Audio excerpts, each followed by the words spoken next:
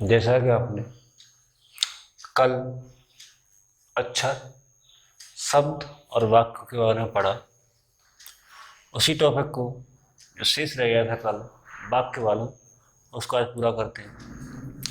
Sentence को वाक्य कहते हैं। वाक्य शब्दों का समूह जिसका पूर्ण अर्थ निकलता हो वो वाक्य कहलाता है। कल मैंने आपको एक एग्जाम्पल तौर पर बताया, उसी को आगे बढ़ाते हुए प्रक्रिया को काइंड ऑफ सेंटेंस यानी वाक्यों के प्रकार। वाक्य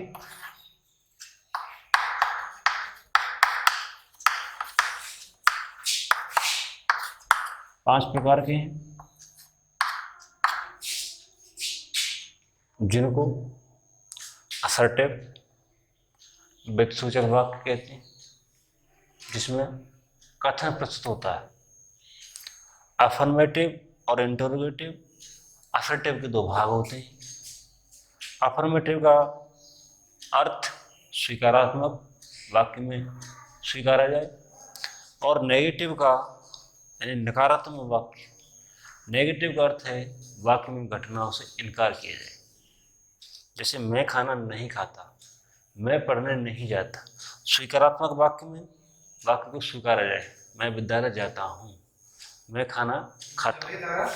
दूसरा इंटरोगेटिव सेंटेंस, जिसे हिंदी में प्रश्नवाचक वाक्य कहते हैं, इसमें प्रश्न किसी व्यक्ति या वस्तु के संबंध में प्रश्न पूछे जाए।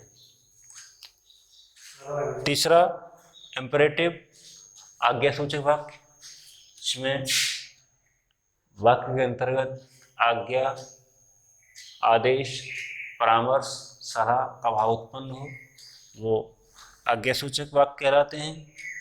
चौथा ऑपरेटिव सेंटेंस, इच्छासूचक वाक्य, जिस वाक्य में इच्छा, कामना, श्राप, वरदान, प्रार्थना आदि का भाव प्रकट हो, वो इच्छासूचक वाक्य कहलाता है। और पांचवा है काइंड ऑफ सेंटेंस का पांचवा और लास्ट में भाग बनता है एक्सक्लेमेटरी सेंटेंस, इसको हम हिंदी में विस्मयादिबोधक वाक्य कहते हैं। इस वाक्य के अंतर्गत आकस्मिक, प्रसन्नता, दुख, आश्चर्य का भाव प्रकट हो, वह एक्सक्लेमेटरी यानी कि हिंदी में विस्मयादिबोधक वाक्य कहलाता है।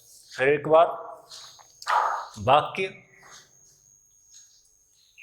अक्षरों से शब्द बने, शब्दों से वाक्य, और वाक्य का सही अर्थ है, सही परिभाषा है जिसका पूर्ण अर्थ निकल कर आए, आधा अधूरा न निकले, पूर्ण अर्थ निकले।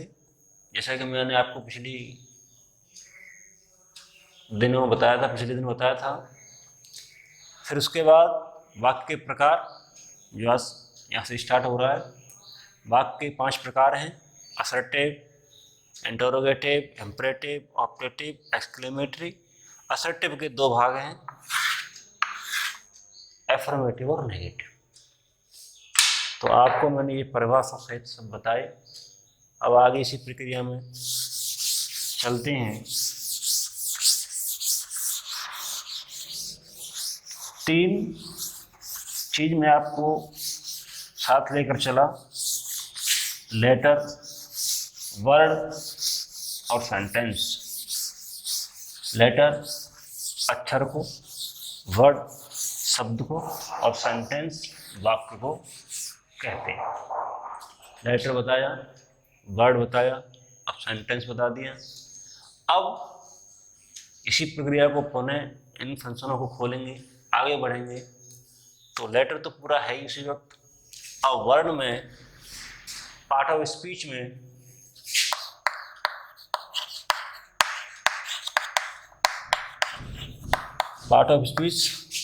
शब्दों के भेद 8 बताए हैं। इसमें पहला आता है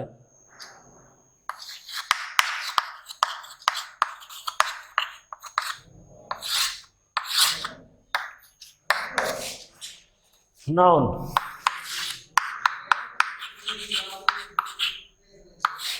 नाउन हिंदी में सिर्फ संज्ञा कहते हैं। संज्ञा संज्ञा की परिभाषा किसी व्यक्ति वस्तु व स्थान के नाम को संज्ञा कहते हैं।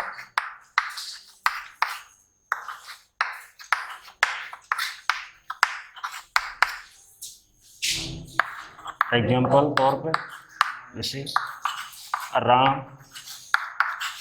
आगरा, बुक।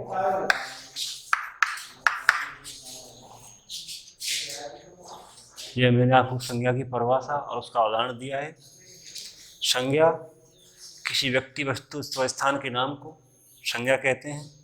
ये उदाहरण है जैसे राम, आगरा, किताब, टेबल, बुक। जो कोई भी आपको दिखाई दे रहा है वो सब मोटे मोटे तौर पर समझा जाए तो संज्ञा है। संज्ञा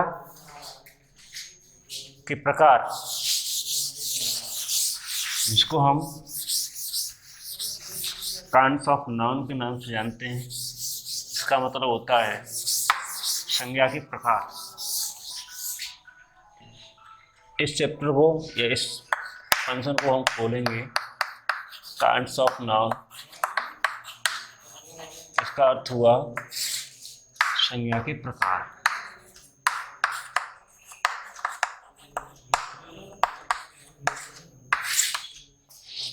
अभी आपको मैंने संज्ञा के बारे में बताया, संज्ञा किसे कहा जाता है। अब संज्ञा के प्रकार, संज्ञा कितनी होती है, कितने प्रकार की होती है। संज्ञा 5 प्रकार की होती है। ये संज्ञा 5 होती है।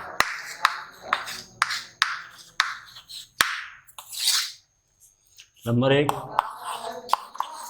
प्रॉपर नाउन,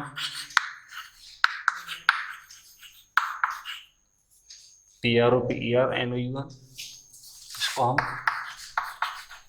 व्यक्तिवाचक संज्ञा कहते हैं।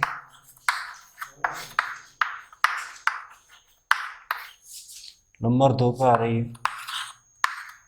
कॉमन नाउन, जिसको हम जातवाचक संज्ञा कहते हैं।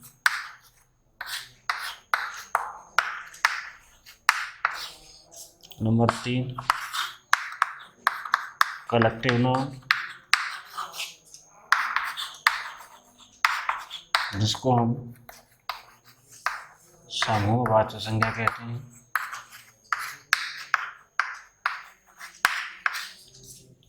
नंबर 4 मटेरियल नाउन, जिसको हम पदार्थवाचक संज्ञा कहते हैं।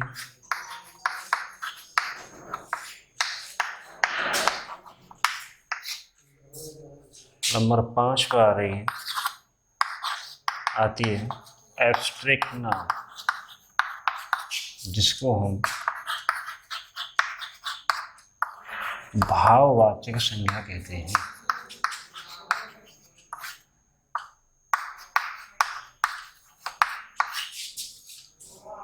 जैसा कि आपने संज्ञा के बारे में पढ़ा, संज्ञा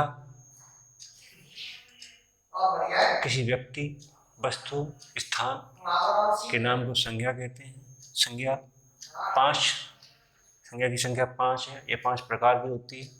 प्रॉपर नाउन व्यक्तिवाचक संज्ञा को, कॉमन नाउन जातवाचक संज्ञा को, कलेक्टिव नाउन समूहवाचक संज्ञा को, और मैटेरियल नाउन पदार्थवाचक संज्ञा को, एब्स्ट्रैक्ट नाउन भाववाचक संज्ञा को कहते हैं। अब इसमें प्रॉपर नाउन में अगर इसकी परिभाषा दी जाए, व्यक्ति के बारे में बताया जाए, किसी व्यक्ति विशेष के बारे में बताया जाए, व्यक्तिवाचक संज्ञा। किसी वर्ग या जाति के बारे में बताया जा रहा है तो जातिवाचक संज्ञा है। किसी समूह झुंड के बारे में दर्शाया जाए या बताया जाए, समूहवाचक। और किसी पदार्थ धातु के बारे में बताया जा रहा है तो वह पदार्थवाचक संज्ञा कहलाती है। एब्स्ट्रैक्ट नाउन भाववाचक संज्ञा को कहते हैं। जिसके अंतर्गत किसी व्यक्ति, वस्तु, स्थान के गुण, कार्य, अवस्था दर्शाया जाए, उसको हम भाववाचक संज्ञा के नाम से जानते हैं, कहते हैं। तो आज आपको मैंने सेंटेंस यानी वाक्य के बारे में और पार्ट ऑफ स्पीच का फर्स्ट नंबर आता है संज्ञा, उसके बारे में बताया। ये दोनों टॉपिक आज पूर्ण हुए समय पर। तो आज की टॉपिक का समापन होता है।